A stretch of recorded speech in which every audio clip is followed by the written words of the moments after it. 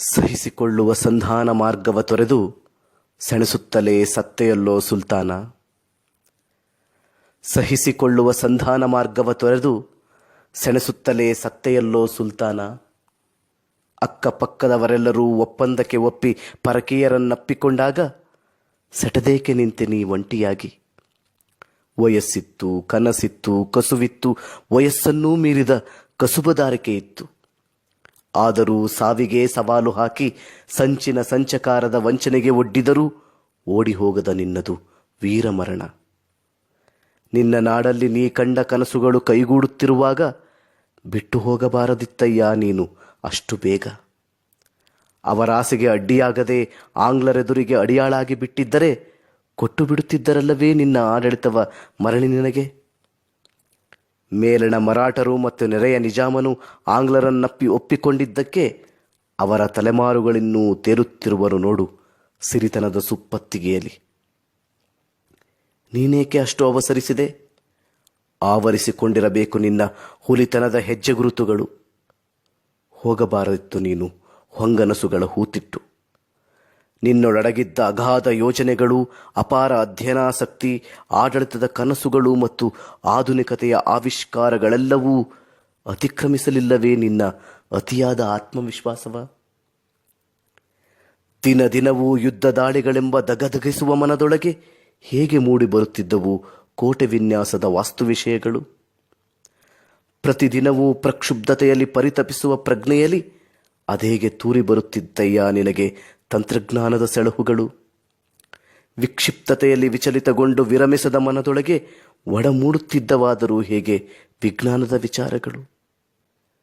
ಇವೆಲ್ಲವುಗಳ ಈಡೇರಿಸಲಾದರೂ ನೀನಿರಬೇಕಿತ್ತು. ಆದರೆ ಹಠದ ಹೂಡಿಕೆಯಲ್ಲಿ ಹುಟ್ಟಿದ ಹುಲಿ ಹಮ್ಮಿನ ಹೈದ ನೀನು. ಹೆದರಿಕೆಯನ್ನೇ ಹೆದರಿಸುವಷ್ಟು ಹರಿವಿನದೆಯ ಹೃದಯವುಳ್ಳವನು ನೀ. ಹೊಸದ ಹೊಂಗನಸುಗಳು ಹೊಡೆಯೊಡೆದು ಹದಗೊಳ್ಳುವ ಮುನ್ನ ಹೋರಾಡುತ್ತಲೇ ಹೊರಟು ಹೋದೆಯಲ್ಲೋ ನೀನು. ಕುರಿಯಂತೆ 1000 ವರ್ಷ ಬೇಡ, ಹುಲಿಯಂತೆ ನಿಮಿಷ ಬದುಕಿದರೆ ಸಾಕು ಎಂಬ ನಿನ್ನ ಹಮ್ಮಿನ ನುಡಿಯಂತೆಯೇ ನುಗ್ಗಿ ನುಂಗಿಬಿಟ್ಟೆಯಲ್ಲೋ ಚರಿತ್ರೆಯ ಚಿತ್ರಣಗಳನ್ನು.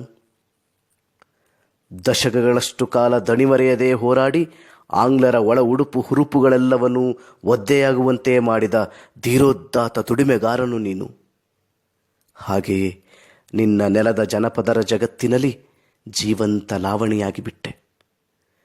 ಇಂದಿಗೂ ನೀ ಕಂಡ ಕನಸಿನ ಯೋಜನೆಗಳು ಎದುರಾಗುತ್ತಲಿವೆ ಹೆಜ್ಜೆ ಹೆಜ್ಜೆಗೂ. ಉಳ್ಳವರ ಉಂಬಳಿ ಭೂಮಿಯ ಪಡೆದು ಸೇನೆಗೆ ಸೇರಿದ ಸಣ್ಣ ಜಾತಿಯ ಸೈನಿಕರಿಗೆ ನೆಲ ನೀಡಿದ ನಿಜನಾಯಕನ ಮರೆಯಲಾದೀತೆ? ಮೈಸೂರಿನಿಂದ ಬೆಂಗಳೂರೆಡೆಗೆ ನೀ ಹಾಕಿದ ಹೆದ್ದಾರಿಯ ಗುರುತುಗಳು ಹಿರಿದಾಗುತ್ತಲಿವೆ ನೋಡು. ರೇಷ್ಮೆ ನಾಡಾಗಿಸಲು ನೀ ಕಂಡ ಕನಸಿನ ಬೀಜಗಳು ಹೆಮ್ಮೆಯ ಹೆಮ್ಮರಗಳಾಗಿವೆ ಇಂದು. ಚನ್ನವ ಪಟ್ಟಣವ ಗೊಂಬೆಯ ಊರಾಗಿಸಲು ದುಡಿದ ಉದ್ದಿಮೆದಾರನನ್ನು ಉಪೇಕ್ಷಿಸಲಾಗುತ್ತದೆಯೇ? ಕನ್ನಂಬಾಡಿಯಲ್ಲಿ ಕಟ್ಟೆಯ ಕಟ್ಟಲು ನೀ ಕನಸಿದ ಕಲ್ಲು ಶಾಸನದ ಸಾಕ್ಷಿಯಾಗಿ ನಿಂತಿದೆ ನೋಡು.